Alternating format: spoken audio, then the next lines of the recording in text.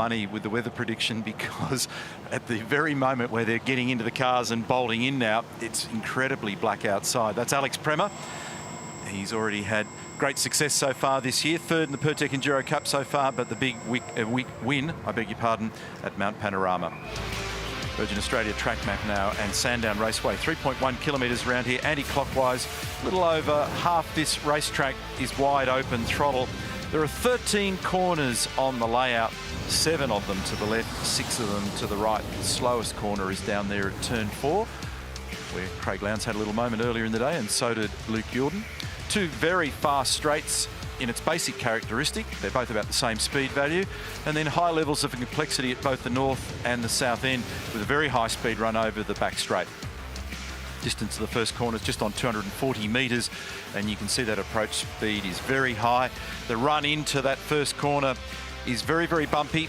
There's extended runoff down there at turn 1. You often get little tiny bits of water on the road down there in the braking area to turn 2 as well. There's little cracks in the road that are a little more damp than you would like on occasion. We saw that earlier in the day. Up the back straight, heading in a northerly direction.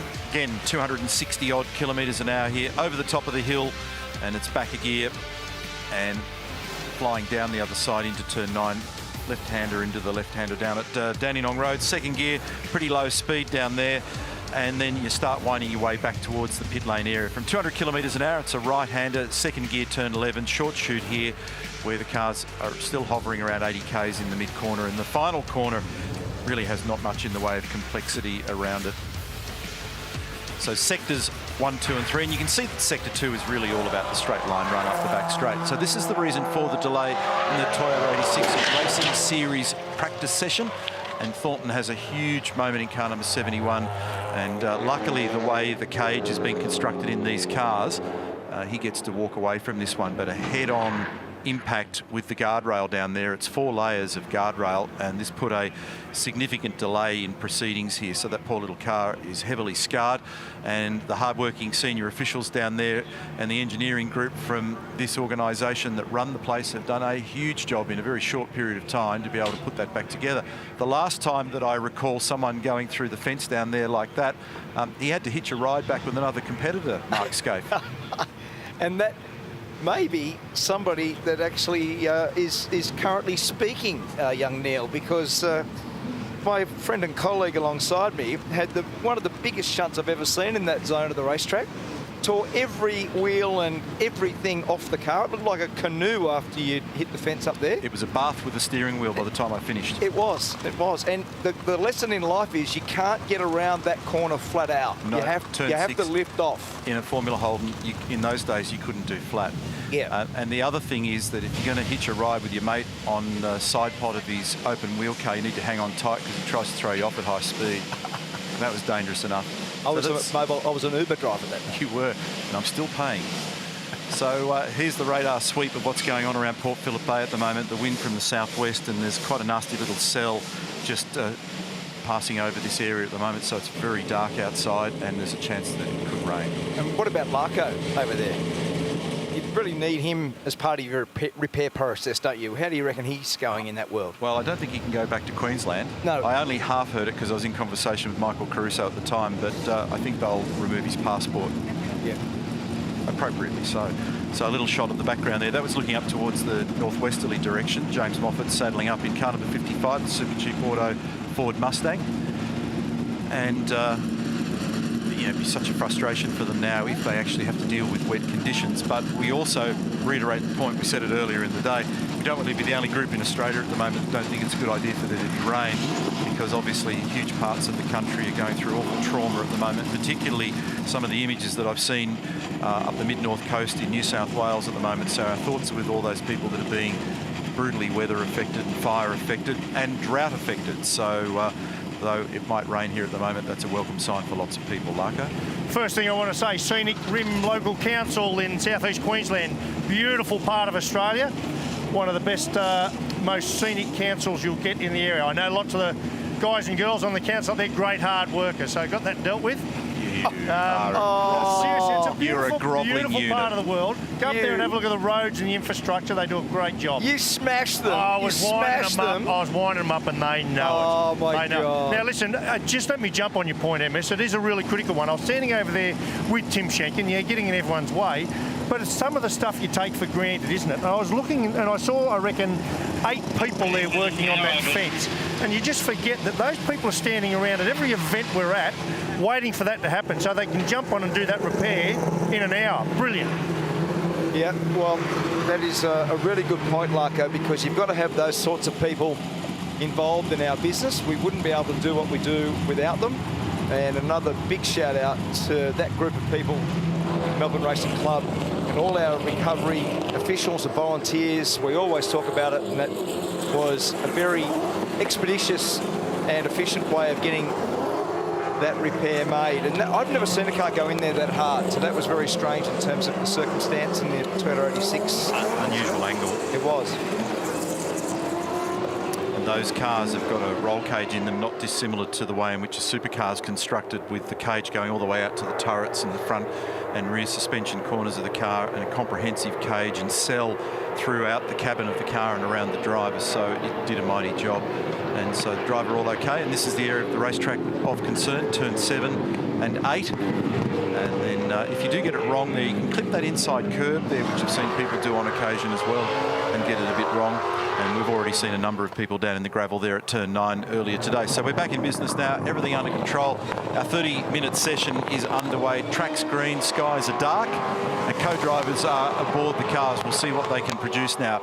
Now, Garth Tander was very speedy early on. We had a bit of fun with him down there before when we were filling in some time, but he jumped straight into the money and did a 1 minute 8.03 in that first session to be the fastest. And it actually took a little bit of time for anybody else to actually match and ultimately beat that time. And the fastest in practice too was David Reynolds. So fast that it's better than anything we've ever seen at Sandown before, a 1 minute 7.779. That's looking northwesterly. And Tander's got Craig Lowndes in behind him. There was a bit of humorous needle going on between those guys down there. I particularly enjoyed Roland Dane hooking in about the cost of these drivers. But I asked the question, who's the sillier, the guy that asks for the money or the bloke who pays it? Very good point. That's very true. I know, and he listens to the commentary in the background, so he'll be now noting that in his notebook, and I'll get a smack next time that I see him. So they've obviously got a little plan here, because they both backed off. So they've done a reasonably fast outlap, and now they've both backed off. I wonder what that's all about, Compo. I They know. moved themselves back on. Maybe they were going to be traffic affected on that next lap. That's probably what it was. And as one car come in, no, they're definitely out of order now. So maybe there's a little bit of straight line comparison work being done here to understand what the Commodore ZB variety is like versus the Mustang, because they've parked Lowndes behind the 2 Shell V-Power Mustangs. One of the things that happens at this racetrack from this exact point on the track is the commencement of Sector 2. It's about where that line is on the road where the colour changes. Yep. And so it's effectively a drag race north, and it's timed. So you get a very good indication of where you sit relative to your competitors on how good you are in a straight line, which is made up of multiple elements. It's the corner exit speed and traction that you get from turn 4. It's how you've configured the wings and how draggy the car is, and it's obviously horsepower. So it's a combination of all 3 of those things equals a number, and they all watch each other like hawks. Yep.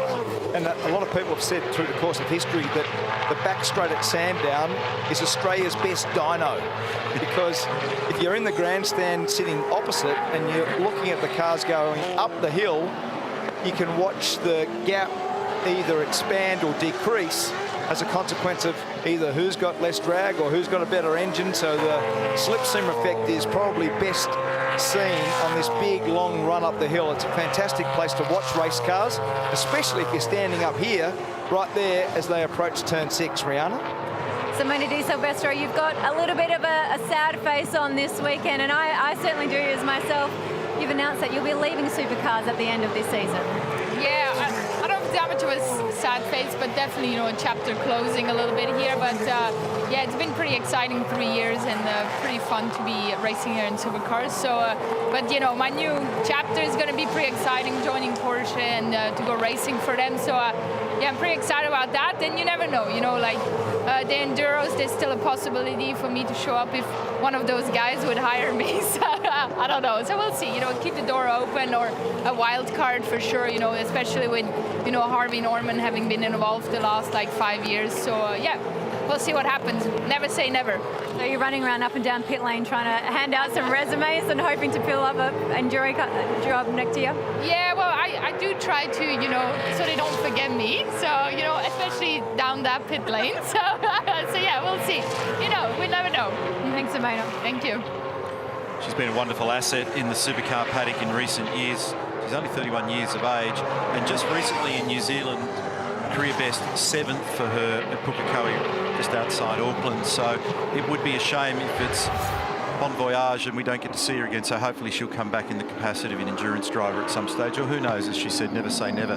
It's a little moment down here at turn 9 for both of the Penrite racing cars, and Luke Youlden just gets it locked up from Will Brown. And it was a little bit of the junk on the road that caught him, so the right rear sat on top of the painted line, which had the dirt on it from the repair work at turn 9. So it probably wasn't when he did his... You're laughing. Can you take us through it again? Chronology, here we go. Here we go, folks. Here we go. He arrows down the hill. When you approach the end of the back straight, you're doing 265 Ks. You fly down the hill at 6 and 7.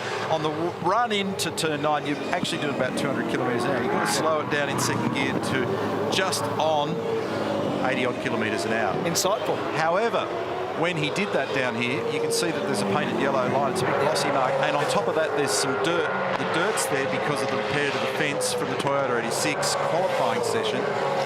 A little bit earlier. He wouldn't have known that was there. It wasn't there during the track walk when he's parked the car in the normal racing line. The way she's gone. Oh, so you're saying that as opposed to the tar, if you put your wheel on the dirty stuff, you haven't got as much grip. We've put these blokes to sleep. Look at Reynolds and Anton De Pasquale, the primary drivers in cars 9 and 99. So that was the reason why he got sideways down there. But thanks for pulling that apart and dissecting it in minute detail. Everyone in Australia is the richer for that experience. Tander, a 7.95. That's only, oh, it's less than 2/10, but it's only a fraction away from what David Reynolds did in the main driver session earlier today in practice 2. Tander was the fastest in the first session with a 8.0, so he's gone slightly faster. Conditions pretty good out there at the moment, although there's a little bit of dirt on the road on the way into turn 9. The rest of the place is now, there's hardly any UV. It's cool conditions. It says 12 on my phone, feels like 6. Might even be cooler than that now. It's referring to your mental age. Feels like 5.7. So that does correlate.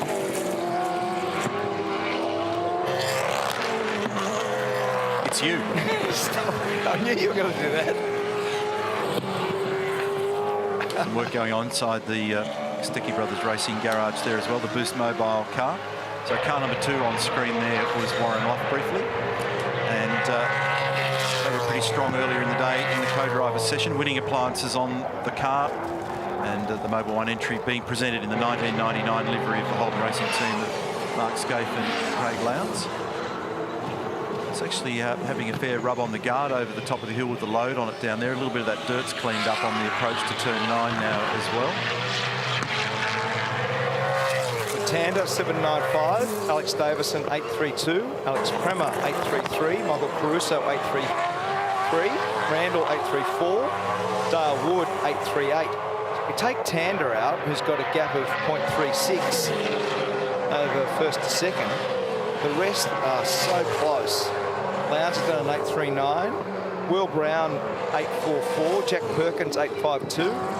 James Moffat, 8.56. So very, very close in terms of outright speed. I love this look, Propo, because this is a celebration livery, car 19 of Bob Morris in 1979 with that great Tirana A9X of the day. Bobby Morris was one of the absolute superstars of our industry. 1976 Bathurst winner, 1979 Australian Touring Car Championship winner, and that livery was a very famous one. And who could forget those images, Mark, of him crying on the pit wall at 76, wasn't it, when that car limped home over the line? It was brilliant. Just looking at those co-driver times, I know you were studying them early on, that earlier session, which is, 0.9 of a second, top 22, and again, we're seeing that same thing. It just shows you how our game has changed, hasn't it, where we've come from a period back where Bobby Morris was around back in the day, where co-drivers were something you sort of got in and out of the car as quick as you could just to sort of get around the rule. Now it's come so far and the talent so deep, it changes the game enormously. We don't see the mistakes that we used to see. We don't see the DNFs. We don't see the cars in the sand trap. We just don't see it. So strategically, you've got to factor that in now. It's a much tougher gig. Yeah, look, no doubt, Marco, and that's one of the great things about the game. You know, you think about the 50 drivers that are lining up this weekend. So many of them, from a career perspective, have won races in all sorts of categories. Looking at Tony D'Alberto now, I think he was the Development Series champion in 07, Crompo, wasn't he? So, you know, he's got a great lineage through our sport. He's operated in the main game. He does a great job for Fabian Coulthard each year. And when you see the numbers and you really relate them, as you were just talking about, Larko, there's a fantastic race unfolding that's going to have big impact. Have a look at those clouds, Crompo, there. That is going to, it's going to be an angry sight there when that one arrives. So you want to try and get as much work done as you can and get a quick assessment on the car. If you need to make an adjustment, make it quickly. So he's got 0.3 of a second in hand at the moment, Garth Tander. Unless Craig Lowndes climbs over the top of him in this session, Garth's a chance to end up being the fastest of the 4 Red Bull drivers today. So he could reasonably wander in and demand a pay rise at the end of it. I hope Roland isn't listening to your comment there. I don't know that he listens during practice, so we might get away with it. Nobody will tell him. Nah, for sure. So this is looking over the left shoulder of Garth Tander down at turn 9, and this is Bryce Forward's car number 7 that he'll be sharing with Andre Heimgartner, currently sitting in 13th place for the Plus Fitness Nissan. That's water on the screen for Garth, I reckon it is. So this session, the complexion of it's going to change very quickly if that's real and is now going to stick. So that looked like there were quite a few spots when he was making the run into the final corner there. So D'Alberto's showing an 8.2, 0.2 of a second behind from Alex Davison, who I had a chat to before in that little gap while waiting for the fence to be repaired. Prema, Caruso, Randall, Wood, Lowndes, Brown and Perkins. So when you think about why these cars are so good here and why Triple Eight have been so successful at this venue, you have to, A, contemplate their engines must be okay. So Kenny McNamara and the team that put the engine package together obviously do a nice job. But the way the cars ride the curbs and the way they put their power down, their low-speed traction is exceptional, isn't it? So if you had to take the characteristics and say, why have they been successful?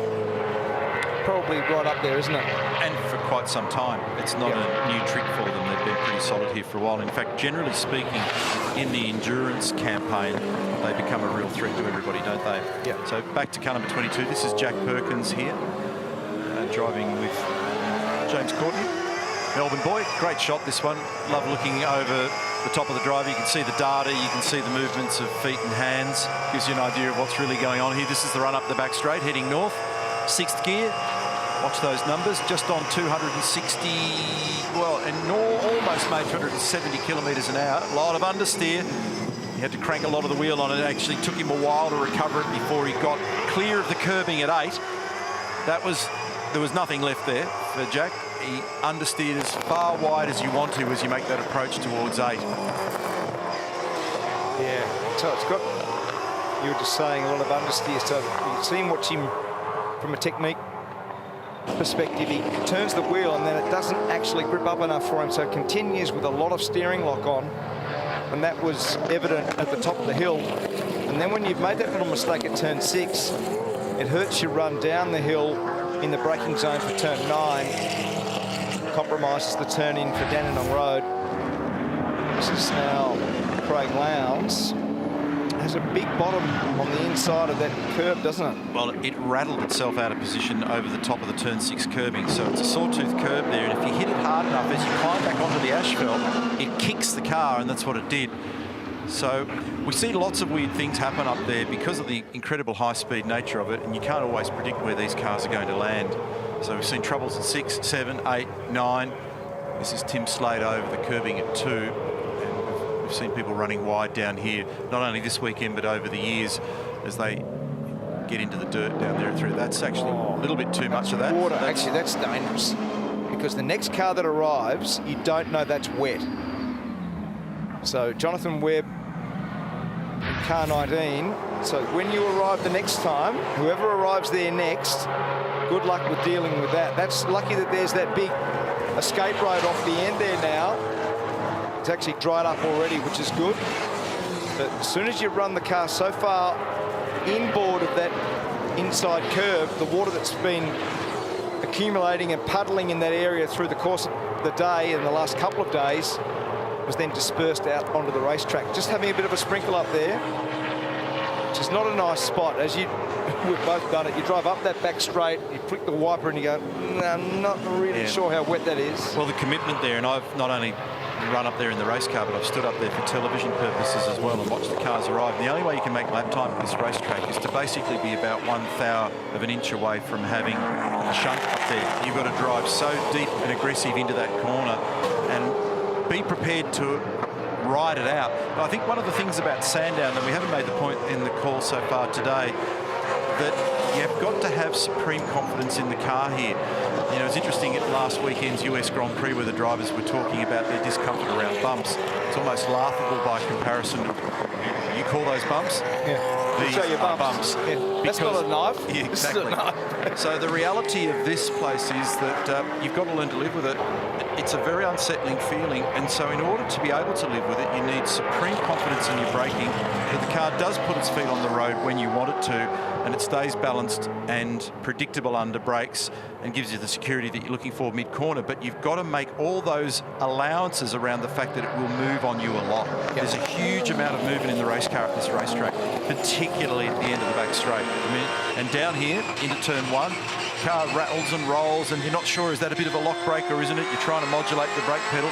And this is a bird's eye view of exactly what I'm talking about. So the entire plot around this track is unstable.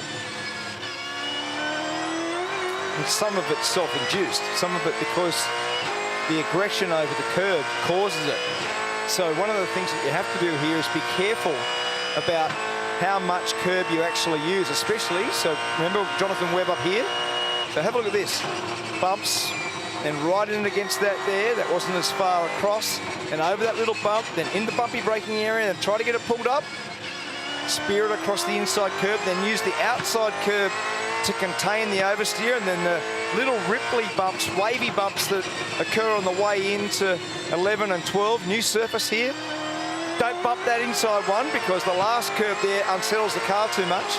So there's little bumps everywhere, and it's a very strange layout. It's not just the surface changes, but it's actually the way those surfaces blend together. Cars have got a lot better in their ride control as suspensions got better over the years as well, but they used to come out of the final corner not very long ago and they'd flare up onto the rev limiter in second gear and bounce and snap and slide. So definitely got better in that regard. But you just saw from those images what a lively ride it is. Dale Wood in the foreground, car number 15, and Alex Premer's just come up to position number 2 on an 8.1. He's now 0.19 of a second behind Garth Tander. So Shell V-Power Racing in positions 1 and 3. Correction, 2 and 3. And Garth Tander in position number 1 on a 7.9. So that time is very, very good. And if there's persistent little spits of rain out there, then that may well stand, but that's a very, very good time. That's right there with the best numbers that we've seen so far. So a 9.5 in overall terms is the third quickest time of the day. Yeah. Reynolds, De Pasquale, and then the time that Garth's done, followed by Scott McLaughlin. But it's really difficult to compare sessions, obviously, because the weather conditions vary, but you should be pretty satisfied that as peak speed is concerned. I was going to make a point before about this young lady on screen here, Simona's done an amazing job. It's a difficult thing to do to come from open wheel competition where she's participated in Formula E. She's also had 5 Indy 500 starts and had an IndyCar career. And then, you know, when she came to Bathurst those years ago, she'd never been in a right-hand drive car. She'd never driven anything with a roof. Yep. And then she went to Mount Panorama. Hardly an easy place to decide that you're going to be a touring car driver. And she's done a remarkable job. And it's a shame in some ways that it hasn't been able to be continued, and tremendous support from Team Harvey Norman over that journey. But she's off on a pretty interesting adventure herself now, so she's going to be a test and development driver in Porsche's Formula E program, and so she's going back to Europe for that. But hopefully we can convince her to come back at some stage. And don't be too despondent if you're a Simona fan, because one of the great things about her opportunity is to go and work with one of the great motor racing marques. So whenever Porsche do anything in car racing, they do it very, very well. So it's going to be a thing that will serve her well in terms of her future, and driving open wheel cars, as you said, Neil, is much more of her forte through her career so far. And let's hope that we go into this period of next year, into the Enduro Cup, into the Pertec Enduro Cup, with Simona on board one of these cars as a co-driver. Will Brown on screen, car number 99, following Stephen Richards here in car 18 in the Irwin Tools entry. Retro livery for both those vehicles. On board with Will. A little bit of sun peeping through. That's his co-driver, Anton Di Pasquale. He punched out a really impressive time earlier on, 7.8. What's the time looking like for Will? Not too bad. So he's all but matched him on an 8 flat. That's a good job. Got a big future, this young bloke from Toowoomba.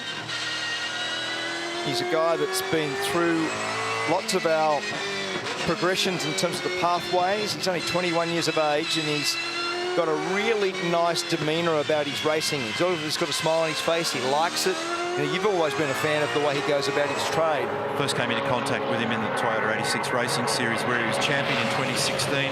He was also CAM's Formula 4 champion that same year, runner-up in Formula Ford. So lots of different categories. He's racing in the Dunlop Super 2 Series. He's running as an endurance driver. He's got a really big future in motorsport. He's actually just finished his private pilot license as well, so he's been doing a bit of flying. So you took aviation stuff together, did you? Aviation stuff. Yeah, really? Don't worry about all that understeer. Yes. Worry about everything else. But he's a bright competitor, so I'm hoping, and he's hoping, I think a lot of people around the paddock, you know, observers of the sport, are keen to see whether or not he can ultimately pull a full-time drive sooner than later. Lowndes. Good job. 8.02, gone to second. So, and he was on a reasonable lap. So that one there may have been better than the 8.02. So how's this? Tander with a 7.95. You just said it was the third fastest time of the day. Then Lowndes with an 8.02. Will Brown with an 8.02. D'Alberto with an 8.03. And Prema with an 8.14. 0.19 separates those top 5 cars. So very, very nice job. And the half a second one that I've been talking about all day is now 14 positions back to Jack Perkins within half a second. So the quirk in this race is that the minimum driver requirement is 54 laps, 161 lap race on Sunday, 500 kilometres, same number of laps as we do at Bathurst, ironically. However, the fuel range off the start, because remember from the out lap and the formation lap, you burn a little bit of fuel in that process, only about 39 laps. So you're compelled to think deeply about what you'd like to do with your strategies. We check out the replay of Tony D'Alberto at 6, runs wide, and decided it wasn't worth trying to get it to sneak around the corner and straight line it. So that runoff area has done its job nicely there. Now in years gone by, that's half a chance to be a monumental. That would be in the fence. So it gets away with it. There'll be quite a bit of that, particularly if there's some rain on Sunday. So one of the things that becomes vitally important as you're sitting there, and I spoke to people like Alistair McVeigh about this in that little interview early on, is what they do with strategy. And there's a group of people that are sitting there coming up with what they think are all the right combinations about who you start, who finishes, when and where and how you place your drivers in the field. But all those possibilities open up enormously if the two drivers are very closely matched. Yeah. And if you, and I heard you made the comment before when you're in the studio, that when you've got real A-graders like they've got at Red Bull, for example, it doesn't matter. Have any driver in any of the cars at any time, and that's the perfect position to be in. Now, both the Penrite Oil cars were at the top of the timesheets after the main driver session a couple of hours ago. And this guy here set the new practice record, mate. That's very, very fast. But I've been watching Luke Gilden, and he's been sort of struggling down the bottom of the timesheets for a bit there, while Will Brown has gone to near the top. What's the go with Luke at the moment? He's just rolling around with some old set, and we just put a fresher set on him for have a go at. But I think it was just the tyres weren't matched properly, or just a bit old, or wasn't making much grip, so we're just testing tyres at the minute. You spent a long time then running around not doing a lot. Did you make any other changes to the car, or what was the go? We made some small changes, but not drastically. It's just tyres. And so what's he got on there now? I have to ask the smart bloke standing there. Don't ask me any good questions like that. Oh, geez, Dave, come on, you've got to help us a bit here, mate. I think they looks better. They're still blacking around? Yeah, they're still blacker, yeah, definitely. Thanks, mate. No worries. The order at the moment is Tander still 7.9, 6 100ths over Lowndes, and then Will Brown, who's only just a tiny fraction slower than Craig, and then it's again a very, very small number back to D'Alberto, then Prema, then Wood. So Dale's actually the fastest of the Nissans out there at the moment, then Davison, Caruso, Randall and Moffat. So will they put some better tyres on Lowndes and just see whether he lines up against Tander in terms of outright pace? This is Yulden coming back out. And what happens, that's obviously Jack disappearing off at turn one. That's a very easy mistake to make, and that's why we saw him parked back on the inside a little while ago going in to turn two. So when he made that mistake, he rejoined as you're supposed to at the next corner, and then he parked up to get out of the way of cars that were approaching. So that was well done.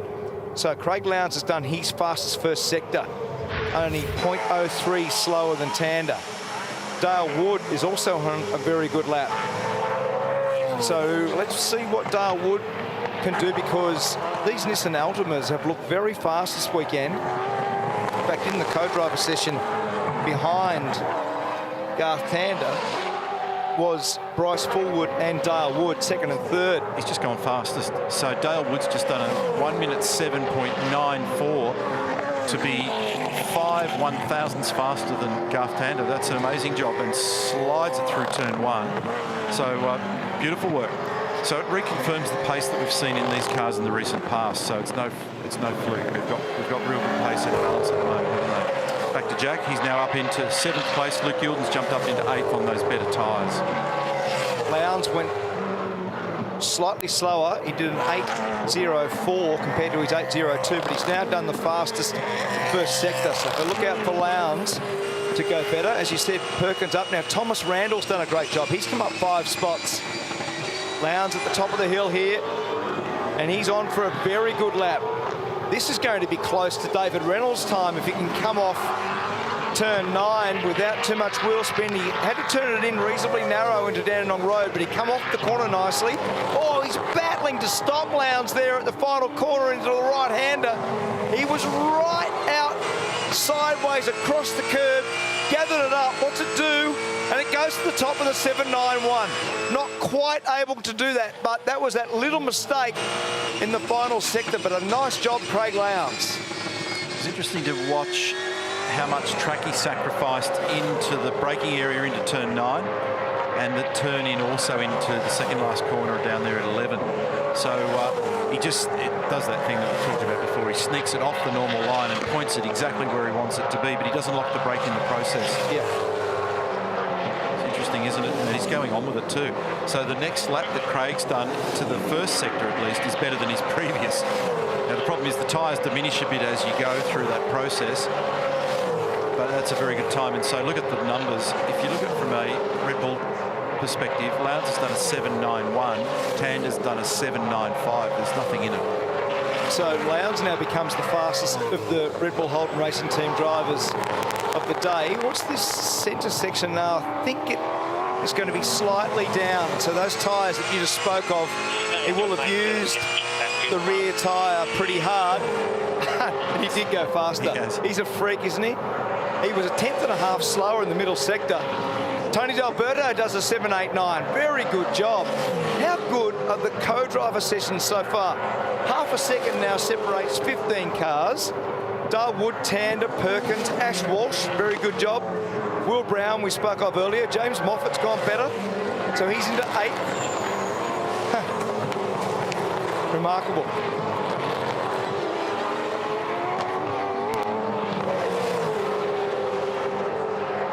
So Lowndes, D'Alberto, Wood, Tander, Perkins, Walsh, Brown, Moffat, Prema, Randall.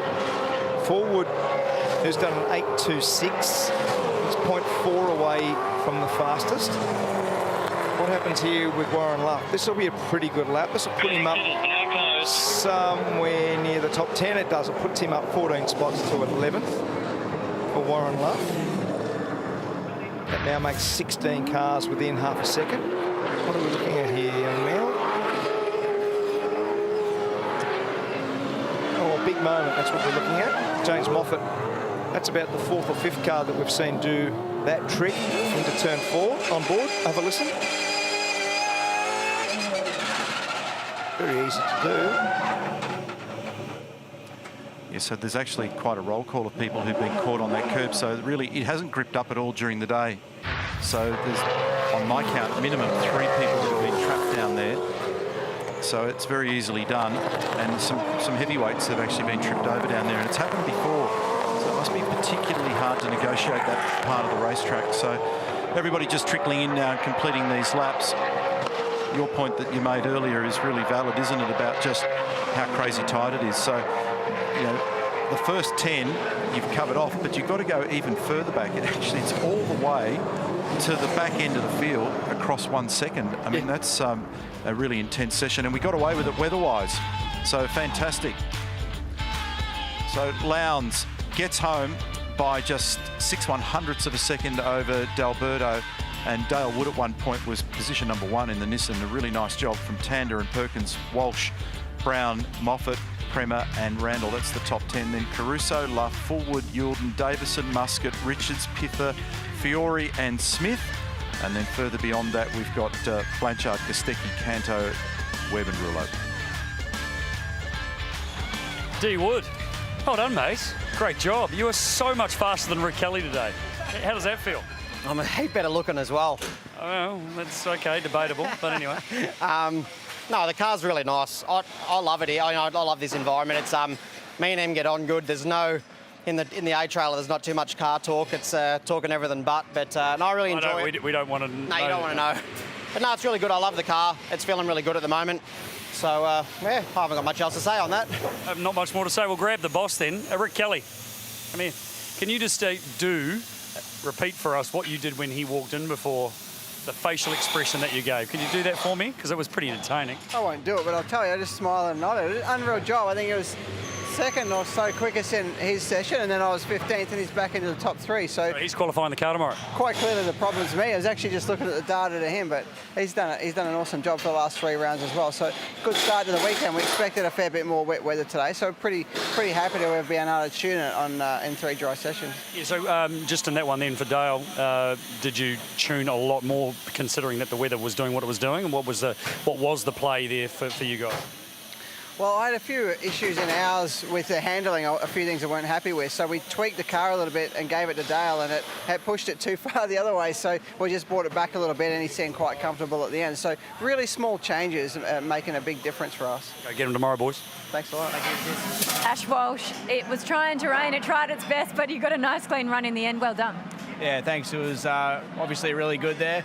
Managed to stay dry, and it meant that we could all get out there and have a really good run on the nice, better tyre that the main driver had been running in that second session. So, yeah, well, I was really happy with the car. We made a bit of a change there in that last run and jumped up the order. So, hopefully we can sort of go a little bit further with that and see where we end up. But, yeah, good signs so far. Just watch your back. been a really important day for the co-drivers. You guys have done the majority of the running, and majority of the time you guys have been out there, the conditions have been favourable. Yeah, it's one of those days where we actually have to be the guys out there tuning, so puts more responsibility on us. I think it's great. You know, give us a lot of laps. So Gold Coast was quite hard. We had the one session before the race, so it's really good to get some laps this weekend. Thanks, Ash. Thank you. Black skies greeted the field when we started to saddle up and get ready for the final practice session of activity for the Penrite Oil Sandown 500 coming up on Sunday. And this is a co-driver only session, so an exclusive opportunity twice today for the co-drivers to be able to do their thing. Fortunately, the weather didn't materialise, but gee, it looked pretty threatening in the background. It would have placed the house on us getting a very wet track. We had a couple of spits of rain, but what we did see was an unbelievably intense session and some very impressive times. Will Brown, car number 99,